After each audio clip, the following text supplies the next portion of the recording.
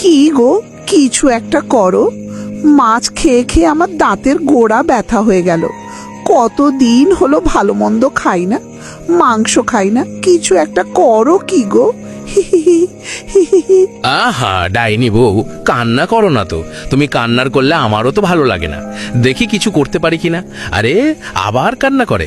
হ্যাঁ, তুমি শুধু ওটাই বলো, কাজে আর করে দেখাতে পারো না। আজকে যদি কিছু না আনতে পারো, আমি কিন্তু বাপের বাড়িতে চলে যাব, এই আমি বলে দিলাম। এ তো ভারী মুশকিলে পড়লাম তো। ধুর, আর ভালো লাগছে না।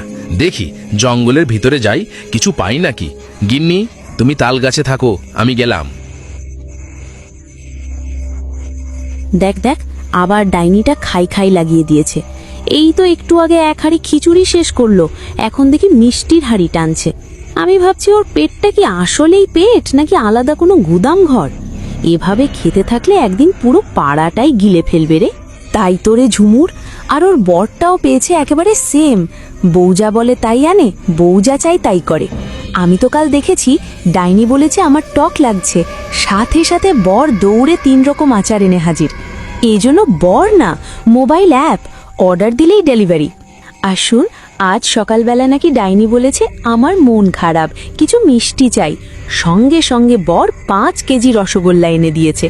আমি তো ভাবছি এভাবে চললে আমাদের পাড়ার দোকানদাররা একদিন ওদের বাড়িতেই দোকান খুলে বসবে। আমি তো ভাবছি ঝুমুর, আমরা যদি এই দৃশ্যটা ক্যামেরায় ধরতাম তাহলে দারুণ কার্টুন ভিডিও বানানো যেত। নাম দিতাম খাই খাই রানী আর দৌড়বাজ বর। কি বলিস? ওই তো একদম ভাইরাল হয়ে যেত। প্রথম সিন ডাইনি হাড়ি হাতে বসে আছে, দ্বিতীয় সিন বর দৌড়াচ্ছে, তৃতীয় সিন আমরা গাছের আড়ল থেকে বলছি এই দৌড় থামবে কবে। আমি তো ভয় পাচ্ছি রে, একদিন বরটা দৌড়াতে দৌড়াতে ঝাঁটার ওপর উঠেই বাজারে চলে যাবে। আর ডাইনি বলবে এই শোনো, বাতাসে উড়তে উড়তে একটু জিলাপি নিয়ে এসো।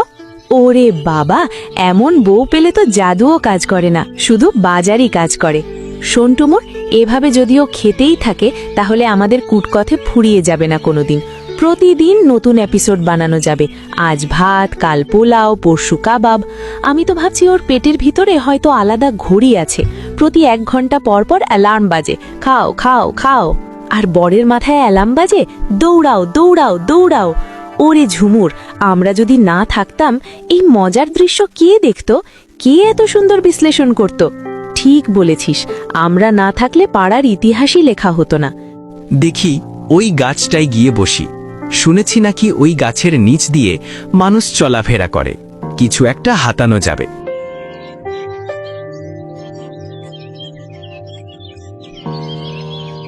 বান্টি, ওই বান্টি, তোর বাবার ভাতটা দিয়ে আয়। আজকে খাসির মাংস রান্না করছি। তোর বাবা আবার খাসির মাংস খুব পছন্দ করে। যা, বাবা ভাতটা দিয়ে আয়।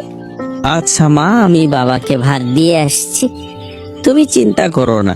আমি পারবো। তা তো জানি, কিন্তু বটগাছের নিচ দিয়ে যাবি না, ওখানে আবার ডাইনি গাছে বসে থাকে। তাতে আবার দুপুরবেলা, একটু সাবধান যাস বাবা। ওরে, তুমি চিন্তা করো না, আমি সাবধানে যাব। তুমি বাড়িতে বসে থাকো, আমি গেলাম আর এলাম। বান্টি মার কথা শুনে রওনা দিল বাবার ভাত দেওয়ার উদ্দেশ্যে। কিন্তু বান্টির মা দেওয়া কথা মনে নেই। বান্টির মা বলেছিল যে বাবা, জঙ্গলের ভেতরে ওই বটগাছের রাস্তা দিয়ে যাবি না। কিন্তু বান্টি ওই ভয়ঙ্কর বটগাছের রাস্তা দিকেই চলে গেল এবং গাছে বসেছিল রাক্ষস। তারপর যা হলো, এই তো একটা ছেলে এইদিকে আসছে, মনে হচ্ছে আজ খাসির মাংস রান্না করার বাসনা পাচ্ছি। ছেলেটার হাতে একটা থলে আছে, মনে হচ্ছে ওর ভিতরে কিছু আছে। নিচে গিয়ে দেখি তো, এই ছেলে, তোর হাতে থলের ভিতর কি রে? এই কথা শুনে বান্টি এদিক ওদিক না তাকিয়ে তাড়াতাড়ি বাড়ির দিকে রওনা দিল আর রাক্ষস ডাইনির জন্য খাসির মাংস রান্না করা থলেটা নিয়ে গেল তাল গাছে। এই দেখো গো গিন্নি, তোমার জন্য কি নিয়ে আসছি দেখো গিন্নি। রান্না করা খাসির মাংস, খেয়ে দেখো তো কেমন লাগে। একটা বাচ্চার কাছ থেকে হাতালাম। কই দেখি দেখি, খেয়ে কেমন লাগে। কতদিন হলো ভালো মন্দ কিছু খাই না। মাছ খেতে খেতে দাঁতে পোকা ধরে গেল, এবার মজা করে খাসির মাংস খাবো। আরে সাফি, বেনিকে নিয়ে একটু জঙ্গলে যা, ঘাস খাইয়ে নিয়ে আয়। সেই সকাল থেকে না খেয়ে আছে। আচ্ছা দাদিমা, আমি বেনিকে জঙ্গলে নিয়ে যাচ্ছি ঘাস খাওয়াতে। তুমি বাড়িতে থাকো, আমি জঙ্গল থেকে তাড়াতাড়ি বাড়িতে ফিরে আসব। হ্যাঁ, তাড়াতাড়ি চলে আসিস। ওই জঙ্গলে আবার ডাইনিদের বসবাস, জায়গাটা শুনেছি ভালো না। আচ্ছা দাদিমা, ভয়ের কোনো কারণ নেই। আমি তো এখন বড় হয়ে গেছি। ঠিক আমি বেনিকে ঘাস খেয়ে নিয়ে চলে আসব, তুমি চিন্তা করো না। এই বলে সাফি জঙ্গলের ভিতরে বেনিকে ঘাস খাওয়াতে নিয়ে গেল। দাদিমা একটু চিন্তায় আছে, কারণ দাদিমা বেনিকে ঘাস খাওয়াতে নিয়ে যেত। এখন দাদিমার বয়স হয়েছে বলে এখন সাফি নিয়ে যায়। এইটিকে সাফি আর বেনি জঙ্গলের উদ্দেশ্যে বেরিয়ে পড়ল এবং জঙ্গলে ভেতরে গিয়ে দেখল একটা মেয়ে কাঁদছে। সাফি তার পাশে গিয়ে বলল, কে গো তুমি? এইভাবে জঙ্গলের ভিতর একা কান্না করছো কেন? কি হয়েছে তোমার? এর আগে তো তোমার কখনো দেখিনি। আমার ছাগল ডাইনি চুরি করে নিয়ে গেছে। ডাইনিটা খুব দুষ্টু। হ্যাঁ, আমি শুনছি। আমার দাদিমা গল্প করে এখানে নাকি ডাইনি এবং রাক্ষস থাকে। আচ্ছা, তোমার নাম কি? কোথায় থাকো তুমি? আমি হলাম সেই ডাইনি। পরীর ছদ্মবেশ নিয়েছিলাম তোকে বোকা বানানোর জন্য। তোর গরু মনে হয় এতক্ষণে রাক্ষস উঠিয়ে নিয়ে চলে গেছে। হাফি ছিল খুব বুদ্ধিমান। সেই ভয় না পেয়ে দৌড়িয়ে গেল পাশের গ্রামের বাবুরাম কবিরাজের কাছে। বাবা, ও বাবা, বড় বিপদে পড়ে আপনার কাছে এসেছি, আমাকে একটু সাহায্য করুন। সব বুঝেছি। তোর আবার কি চুরি হলো? সকালে থেকে দেখছি সব একই কথা। আমার গরু চুরি করে নিয়ে গেছে বাবা। ওই তাল গাছের ডাইনি আমি দেখেছি, ও সব জিনিস নিয়ে গিয়ে তাল গাছে থুয়ে দেয়। আচ্ছা, তুই চিন্তা করিস না, আমি গিয়ে দেখছি বিষয়টা। তুই বাড়িতে চলে যা। এই বলে বাবুরাম কবিরাজ গেল ওই ডাইনি আস্তানায়। জাদু করে ডাইনি আর নীল রাক্ষসকে নিচে ডাকলো। তারপর যা হলো। এই, তুই কে রে? আমাদেরকে নিচে ডাকলি কেন? তোর সাহস তো মন্দ না।